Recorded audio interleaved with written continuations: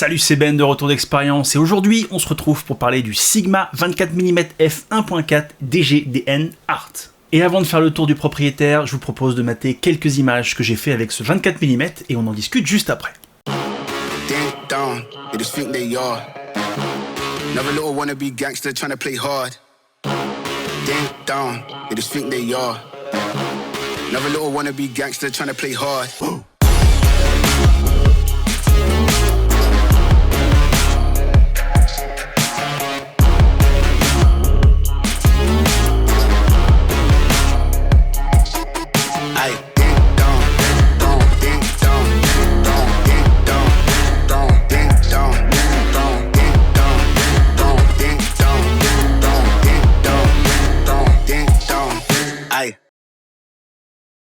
Merci à mon pote Street Shepherd de m'avoir accordé un petit peu de temps pour cette capsule et bien d'autres qui viendront plus tard. Je vous laisse son Instagram en description. Et comme d'habitude, avant d'aller dans le dur petit point de traçabilité, ce 24 mm 1.4 m'appartient, je l'ai payé avec mes petits sous-sous, je l'utilise et je lui tire dessus depuis environ 7 mois, donc ça fait un retour d'expérience plutôt potable, hein. Je l'ai quand même utilisé dans beaucoup de situations.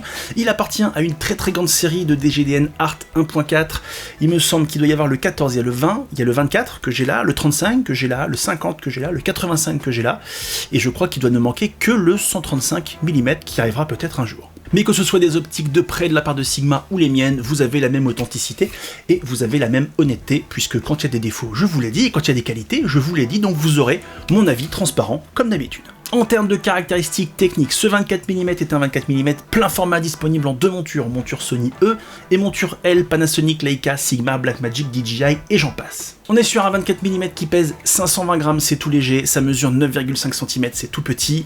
On va de f1.4 à f16, une distance minimale de mise au point de 25 cm et un diamètre de filtre de 72 mm. En termes d'ergonomie physique, on est sur une optique de petite taille, hein, même avec son pare-soleil.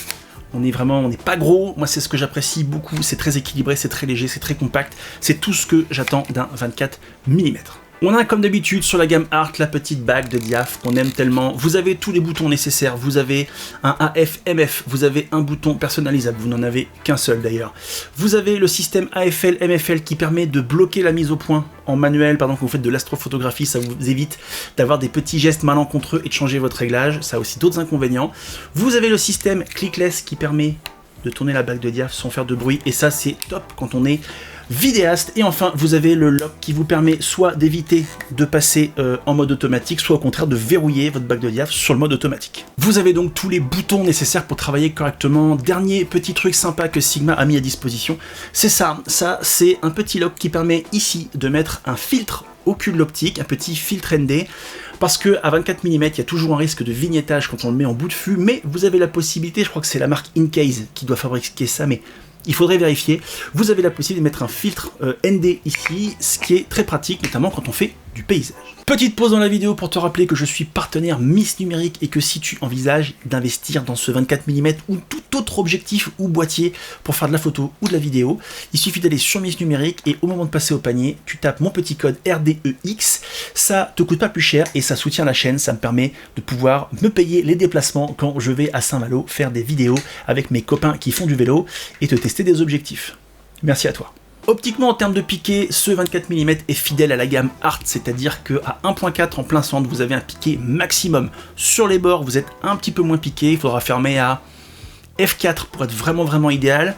En général, les optiques 1.4 sont souvent destinées plutôt au portrait pour avoir un beau flou d'arrière-plan, mais du portrait à 24 mm c'est possible, mais dès que vous êtes très proche, ça va déformer. Sur du 50 mm, je vous aurais dit, finalement les bords on s'en fout si c'est pas tout à fait piqué, puisque ce qu'on cherche c'est le centre. Sur du 24 mm, on fait de l'astrophotographie, on fait aussi du paysage, et du coup là on a besoin d'un piqué maximum, donc là si vous voulez le maximum du piqué, il faudra passer sur f4. À f4 vous êtes bien, moi sur un 33 millions de pixels sur mon A7 IV, j'ai été hyper satisfait et épaté du piqué de cet objectif. Niveau flair, c'est extrêmement bien maîtrisé. Sigma a très bien bossé sur ce 24 mm. À 1.4, pour trouver le flair, faut se lever tôt. Vous pouvez, à f16, franchement à f16, vous pouvez en trouver un petit peu, mais à 1.4, les conditions doivent être réunies pour avoir une toute petite bite flair et une légère perte de contraste, mais c'est quasi imperceptible. Niveau aberration chromatique, il y en a un tout petit peu, mais il faudra zoomer à 400% pour arriver à trouver des petites franges magenta. Globalement, vous ne les verrez pas, Sauf si vraiment vous zoomez comme des cinglés, ou vous faites du crop, ou si vous faites des agrandissements de malade, où là vous pourriez les voir, et même dans ce cas-là, avec les profils d'images disponibles dans la plupart des logiciels de retouche photo, ça disparaîtra. Donc l'aberration chromatique n'est pas un problème sur cet objectif, puisqu'il n'en a quasiment pas. En termes d'autofocus, ça vaut quoi? C'est excellent, mais ce n'est pas parfait. On ne dispose pas dans ce 24 mm des moteurs HLA de chez Sigma, qui sont extrêmement rapides et silencieux.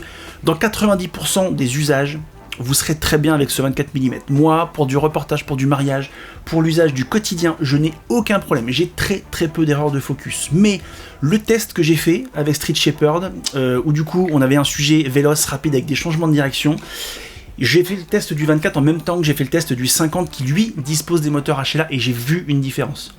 Pourtant avec un 50 c'est plus dur parce que la profondeur de champ n'est pas la même, mais j'avais un peu plus de déchets sur le 24 que sur le 50, ça reste petit, la différence est assez maigre, mais il faut vous le dire en toute transparence, sur des sujets hyper rapides, le 24 a un peu plus de mal à suivre que le 50, mais en même temps le 50 dispose de moteurs beaucoup plus agressifs et beaucoup plus réactifs que ce 24, donc voilà, retenez ça, pour un usage global, à 90% du temps, vous n'aurez pas de problème. Pour un usage spécifique à haute vitesse, il sera un poil plus à la traîne, sans pour autant vous faire trop d'erreurs, mais il sera plus à la traîne qu'un objectif avec des moteurs HLA. Alors en conclusion, quoi vous dire? Ce 24 mm, c'est le 24 mm que j'ai attendu toute ma vie. Non, sans exagération, c'est une excellente optique. Moi, je suis un très grand fan des 24 et des 50 que j'utilise depuis des années. Pas ceux-là, mais d'autres avant. Et même si je me pousse beaucoup à utiliser les 35 et 85 pour sortir de ma zone de confort et tirer d'autres images, mes optiques de réconfort, mes optiques de sécurité, celles que je maîtrise le mieux, c'est les 24 et 50. Et celui-ci, mais je suis pas prêt de le revendre, quoi. Franchement, il est léger, il est tout petit, il est performant, il me lâche jamais, il a très peu de défauts optiques, il ouvre carrément.